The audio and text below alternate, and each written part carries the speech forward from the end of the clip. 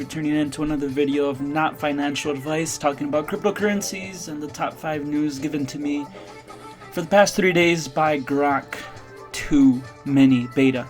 So let's get right into the video. This week Bitcoin has hit new all-time highs.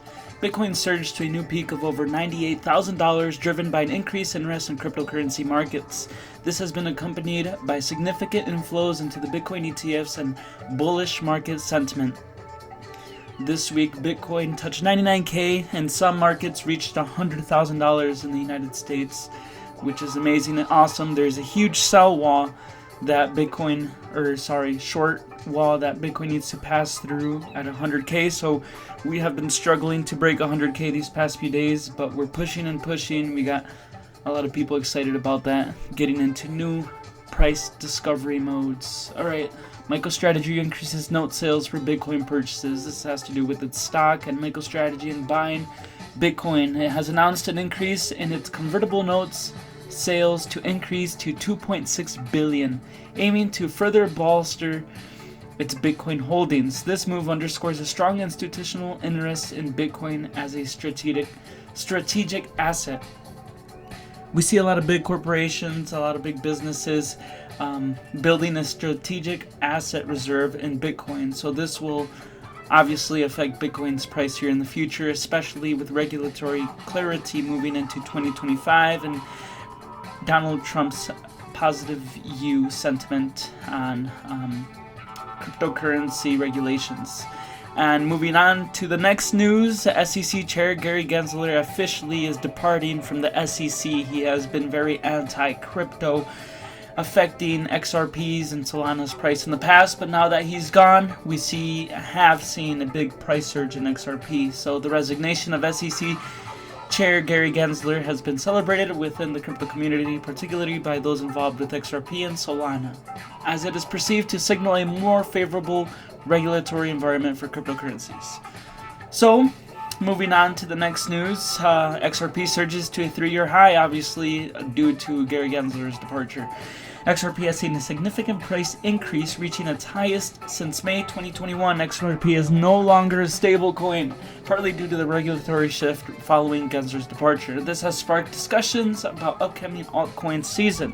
It's fast approaching. Bitcoin has the dominance currently in the market.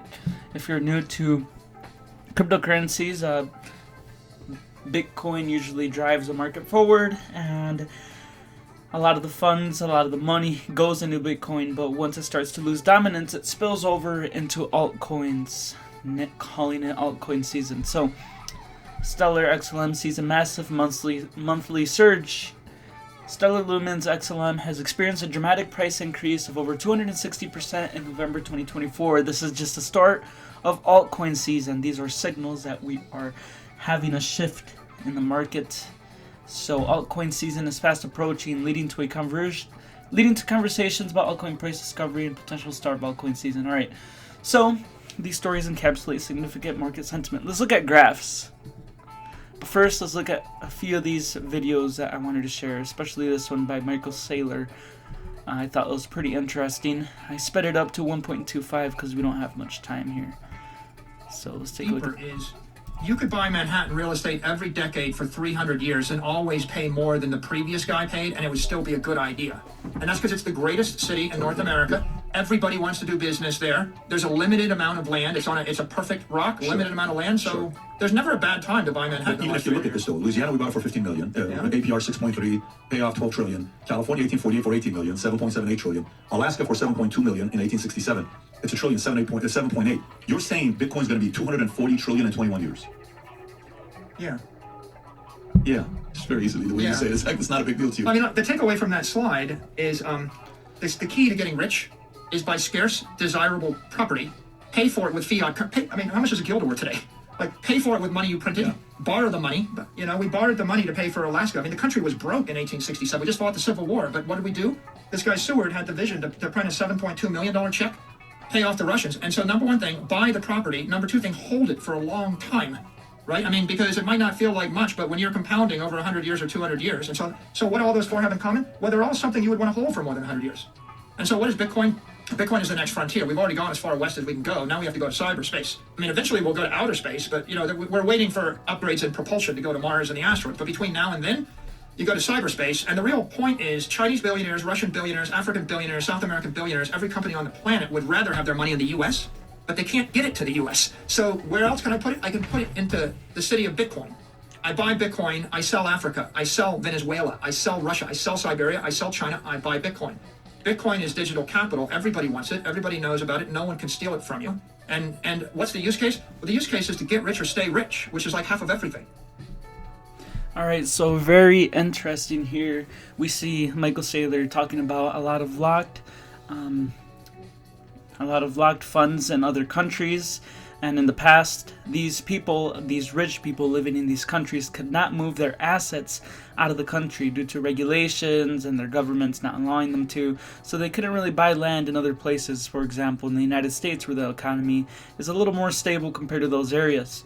But now, with the advancement of technology and what Bitcoin means, what it stands for, they can escape that financial grip that they have on their assets. So now they can buy cyberspace. So here he is comparing a space, asset to land, and in the past we see how this land has greatly increased over time, comparing it to Manhattan, Alaska, and all these other areas, and how the government just printed money and paid off this land, and over time it was a much more valuable land. So we can see now today how rich assets, a lot of assets, rich people in other countries can buy cyberspace. We have moved westward, we have conquered, we have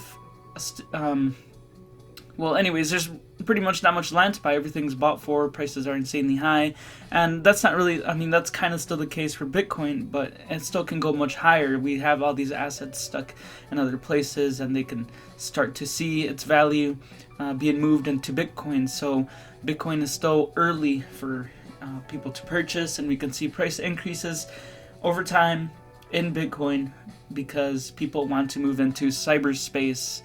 And you can transfer your wealth instantly to other places. You can move, you can leave, you can flee, and still have your money in cryptocurrencies. So it is a new frontier. It is a new space. That is Bitcoin, and that is why it is awesome. So Bitcoin is Cyber Manhattan. You should try it. Another interesting post I saw is where we're sitting at now in the market. This person got a message. It's a repost. Why is the market crashing? Bitcoin fell from 99k to 97k. Is there any news? So this is funny. We can see a lot of new people coming into this space, thinking that this is a big crash. So this is good news for those who have been in the market for a while. If this is a dip, we have survived the trenches. So we'll show you. These were the trenches here. And little dips here do not matter compared to what we have lived through. So, Ross, I can see it. Yes. Another interesting post. Rumor: Elon Musk will start accepting Doge payments for the Tesla. So a lot of new investors coming into the space have been brought into the space because of Pump Fund and Solana and all these other things, investing into meme coins, and I'm sure they're tired of getting rugged on, and they're looking to move into harder assets, safer investments in their minds. So they're going to start moving into altcoins, into AI, into coins that supposedly have good projects behind them. But in reality, in the end, everything's just meme coin. So what has been driving Dogecoin's price up? This is a rumor here. Elon Musk is probably buying some and going to start accepting Doge for payments, and big institutional investors that see Dogecoin as a safer investment compared to other meme coins and other places. So Dogecoin soars to a 16 hours ago. It soared to a 68 billion market cap, making it more valuable than Royal Caribbean, Hilton, Aflac, General Motors, Bank of New York, Target, Allstate, Philips, 66, Occidental, blah blah blah blah blah blah. So Dogecoin still a good investment. I think it will definitely reach $1 this year. So that's a 100% plus. Still, not financial advice, opportunity there. So, like I said earlier, we have a lot of new investors, retail investors from TikTok here, buying up Solana meme coins, getting rugged on, blah blah blah. But they're starting to realize what cryptocurrencies are. They're learning. They're young. They will learn fast. So what will they invest into next? I think it's a good time right now to position yourself into altcoins with good projects behind them, supposedly. So they're going to start looking into Hash AI. This is a list right here of easy, according to this person, 5 to 10 X's for the next 6 months. Once altcoin arrives, once Bitcoin loses its dominance. So we have these coins here listed. So, for example, Neural AI, Destra Network, and so on. We also have this altcoin list here of Link, ADA, Cardano, Chainlink, FET, which is a AI coin, and so on. So those are easily safer investments compared to meme coins. You will easily make profits, and any of these that you pick, it's hard to lose money in the current market and where we're sitting at. And this is exactly where we're sitting at. History tends to rhyme in the cryptocurrency. That's why everybody knew this was going to put, well, not everybody, but majority of people that have been here for a while, we knew a 4-year cycle was coming, the next pump was coming, and we had about 3 boring years of accumulation phase, but this is currently where we're sitting. Possibly, according to this person, this is where we're currently sitting on today's market. So we can see a breakout imminent. Once Bitcoin passes 100K, I believe, we will go into price discovery mode and see how possibly 150K I'll start selling my Bitcoin and alternating it into altcoins. So that is all I have here. Let's look at some graphs. So here we can see the top gainers these past 7 days. We got Near Protocol, Internet Computer. We can see altcoins starting to pump. Artificial Intelligence up 7%. The graph. Turbo is down. Another meme coin. But yeah, we can see money starting to move into altcoins. So let's look at the Bitcoin dominance chart. Let's see, as of November, we can see Bitcoin dominance increasing from around 52, 51%, 52%. We're currently sitting at 59%. Bitcoin dominance has increased to 59, 58% as of right now. Ethereum is sitting at 12% dominance, and others are sitting with the rest of the market at 29% dominance. So we can see recently, these past few days, altcoins have increased in their dominance by a small percentage. So if we look at the all-time,